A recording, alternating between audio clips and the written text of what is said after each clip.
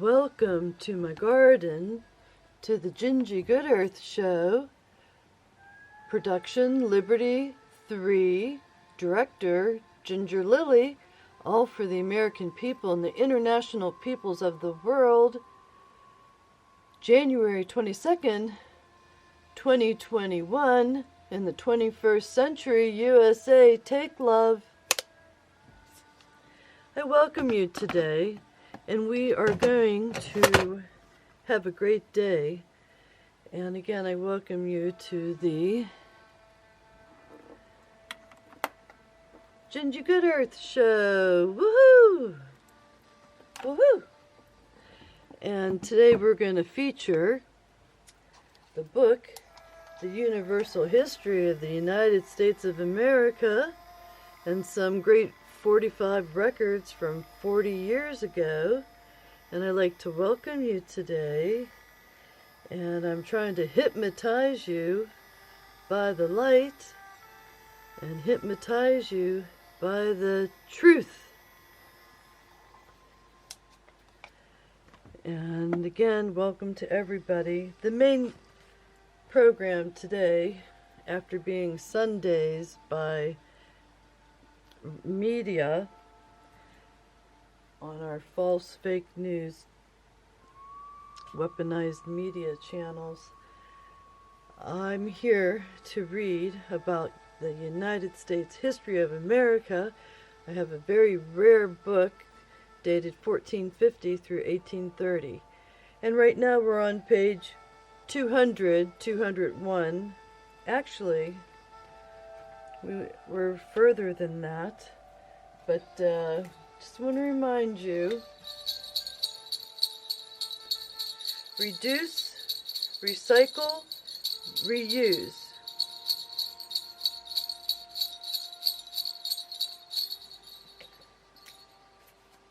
And again, I welcome you today.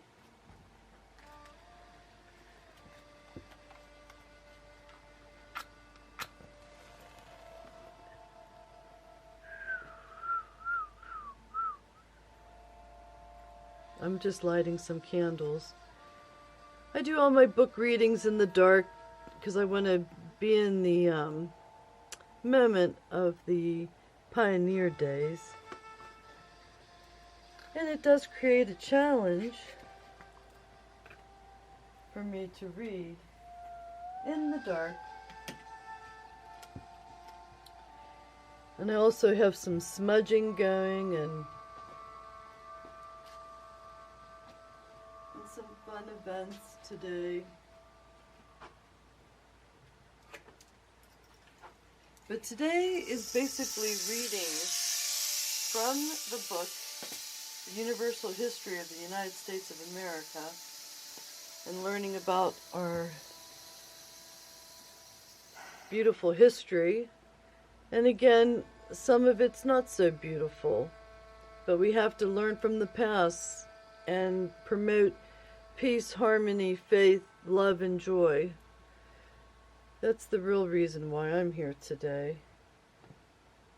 Let's not forget those who fought in wars to deliver us from enslavement and promote peace and happiness and our alienable rights as Americans.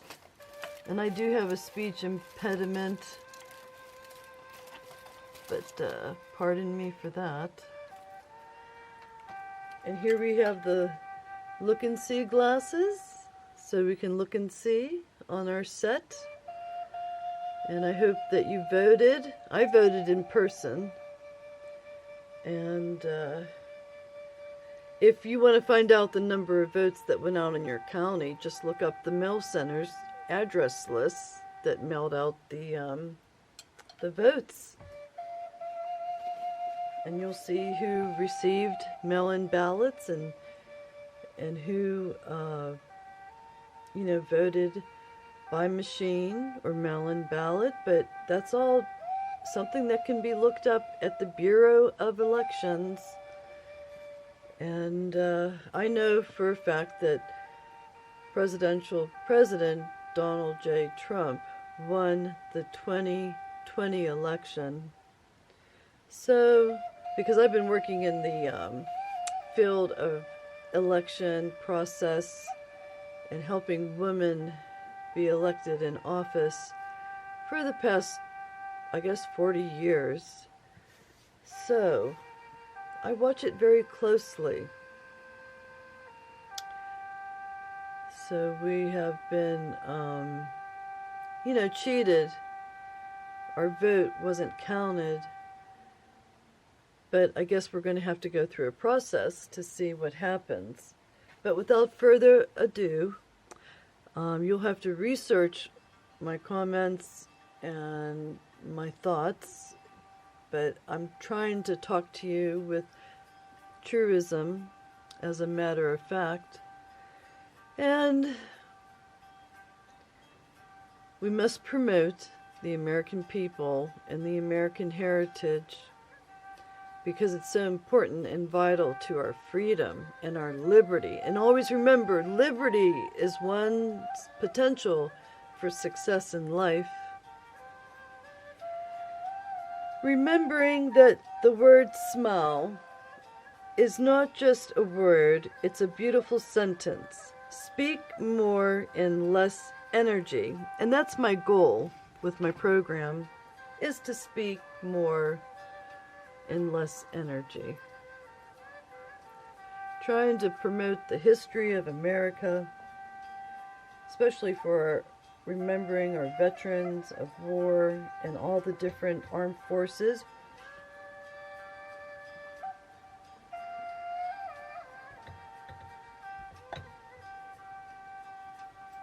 I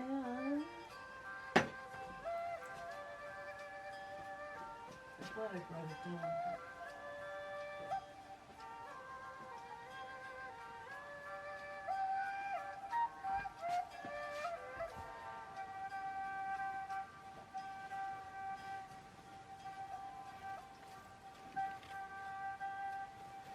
The commissioners then appealed to the people, and this was favored by Congress, trusting that the good sense of the inhabitants would treat it with contempt and cover the authors with lasting disgrace.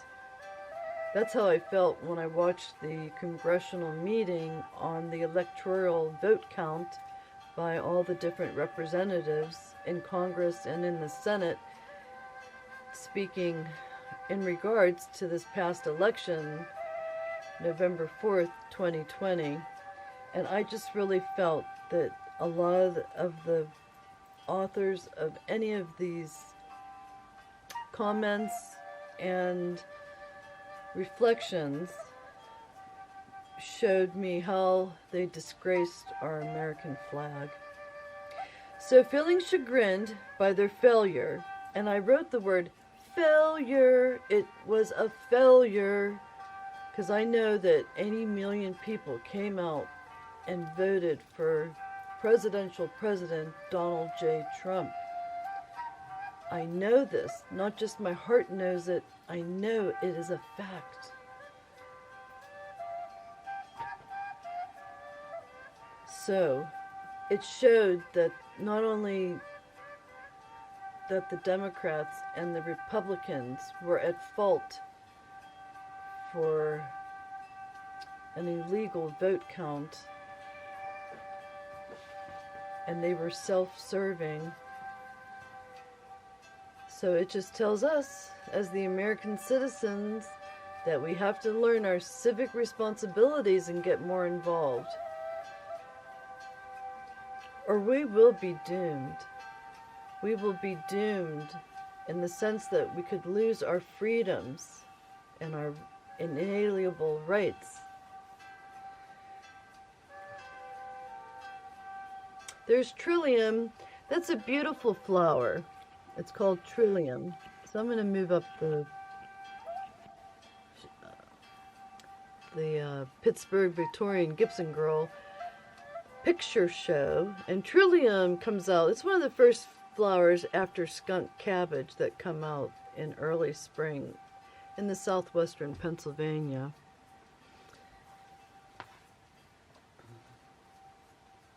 along with that, wild trout lily only blooms once in every 3 years.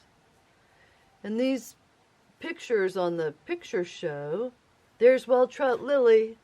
See how the leaf kind of reminds you of the skin of a trout, the fish? And that's wild trout lily. It only blooms once every 3 years. And that's why my Etsy.com storefront site is called Wild Trout Lily at Etsy, ETSY.com. And I have posted there Victorian clothing and some antiques, and it's very small scale, but I mostly use that Wild Trout Lily Etsy.com store site as an informational page so that you know that there's a theatrical artist in Pittsburgh that promotes the heritage of Pittsburgh and the heritage of the American peoples of the United States of America. There we have purple violets and the wild trout lily and the trillium. I put the wild trout lily next to the trillium, so I kind of worked with that shot. And there's wild trout lily at the base of a chestnut tree. And then we have snowdrops in the far back there. And I see also the violet leaves. And there's trillium. It's a really pretty flower. And if you're traveling on the turnpike or any interstate and the woods haven't produced their green leaves yet, you can see the trillium. And you know what else comes out in the springtime first? The dogwood tree is one of the first trees to bloom in the woods. But I want to get back to the book, and as you can see, I go off in tangents. And there we have a memorial to our Vietnam veterans, and that's at Twin Lakes Park, and the American flag and the Marine Corps flag. And I know about 4 people that their names are written, engraved on that memorial plaque. And I wish they would have made a frame of the United States of America, because it doesn't have to be an upside down pyramid like that. It could have been. I wish I was on the committee that designed that memorial, because I would have suggested an outline of the United States of America. See how that's a pyramid, and it's not a replica of the Keystone. It definitely is not something I would have chosen for my family and friends that are engraved on that memorial. So we'll move on. And I learned a lot about memorials from that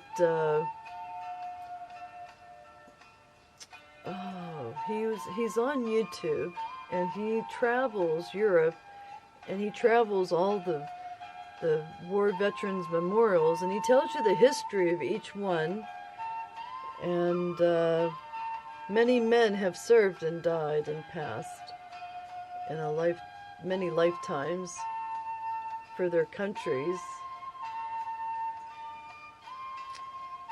And there's a punk that's called a punk, and you find those on trees, and many people pick them off the tree and then they paint on them. So like a craft. Okay, and there's skunk cabbage. It's peeping out of the water stream. But if you step on it or you try to pull it out, it smells like skunk. And there you have the beautiful Pennsylvania turtle. And I watched the whole family. There's actually 5 babies with those 2 turtle parents. So it's interesting to, see that beautiful turtle. And you can look that up in a turtle book. It's probably a wood turtle, and there's the baby, one of the babies. Is there 2 babies?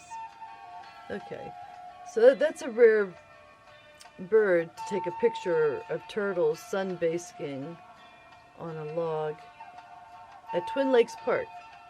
Isn't that a beautiful turtle? So, I guess I'm avoiding trying to read. Okay, I apologize. I'm into the music.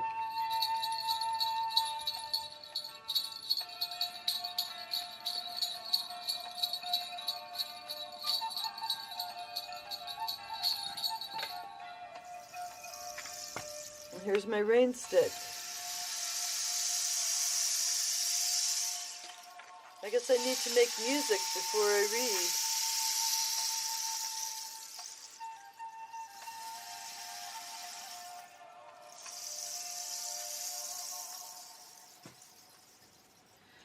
Okay. The commissioners then appealed to the people, and this was favored by Congress, trusting that the good sense of the inhabitants would treat it with contempt and cover the authors with lasting disgrace. Chagrined by their failure in this insidious measure, they denounced the American government in a manifesto threatening the American people with destruction. If determined to persevere to their rebellion and adhere to their alliance with France, this idle threat was fairly met by Congress by development of the mode of warfare adopted by the enemy, and was thus concluded: if our enemies presume to execute their threats or persist in their present career of barbarity, we will take such exemplary vengeance as shall deter others from a like conduct. We appeal to that God who is the searcher of hearts for the rectitude of our intentions, and in his holy presence declare that as we are not moved by any light or hasty suggestions of anger or revenge, so through every possible change of fortune we will adhere to this our determination.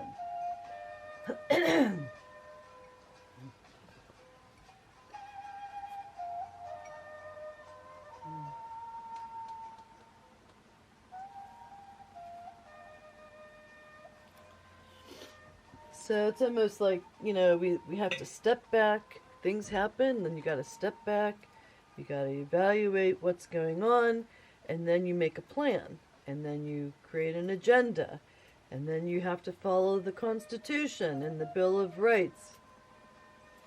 There's rules and bylaws, and for every board of directors there's a mission statement, and you should never veer off from the true mission of your purpose.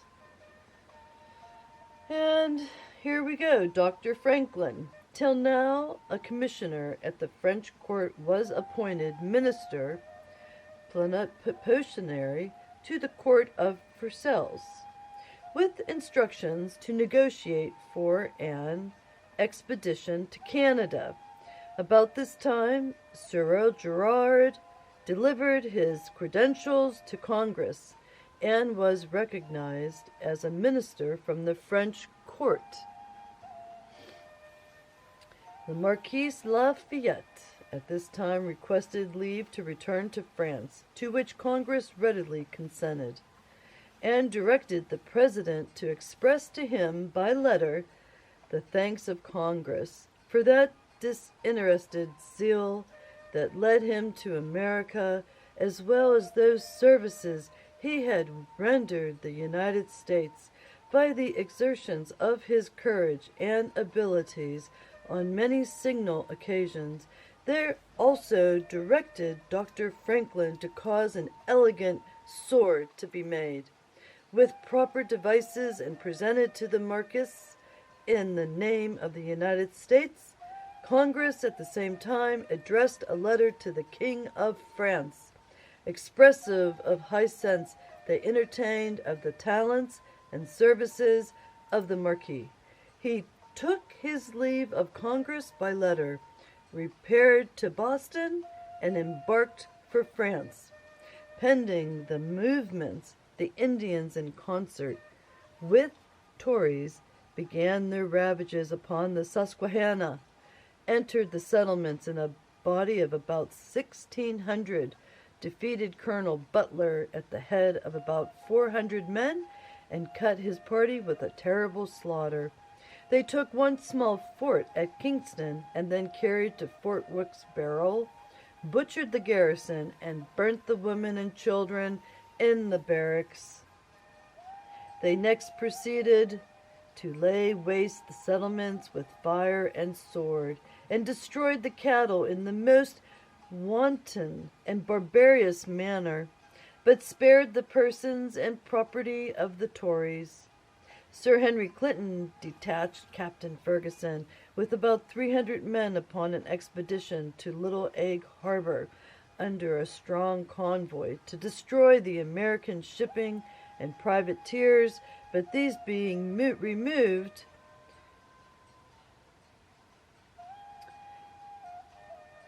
Captain Ferguson proceeded up to Chestnut Neck, where he destroyed such vessels as were there, together with the whole village, and laid waste the adjacent country, and rejoined the squadron. October 5th. On the 15th, the convoy with the troops moved around to another landing place not far distant and landed 250 men under the command of Captain Ferguson, who advanced into the country in the silence of night and surprised Count Pulaski's light infantry, killed the Baron de Bass and Lieutenant de la Broderick with 50 privates, military men.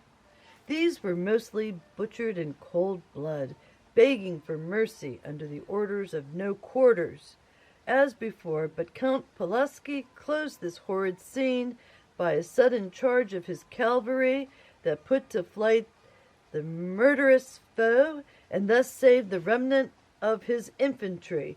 Captain Ferguson made a hasty retreat, embarked his party, and returned to New York. So many colleges' campuses have Ferguson Hall and Thompson Hall, and Thompson used to be the ambassador of Poland. Admiral Graves arrived at New York on the 16th of October in a most shattered condition by a violent storm which detained him the remainder of the month to repair the fleet. About the 1st of November he put to sea and appeared off the harbor of Boston on a visit to the Count d'Estaing, but a violent storm here overtook him, scattered his fleet, destroyed the Somerset of 64 guns on the shores of Cape Cod, and forced the rest into Rhode Island for shelter. From this time the war assumed a most savage aspect and exhibited the most unrelenting barbarity.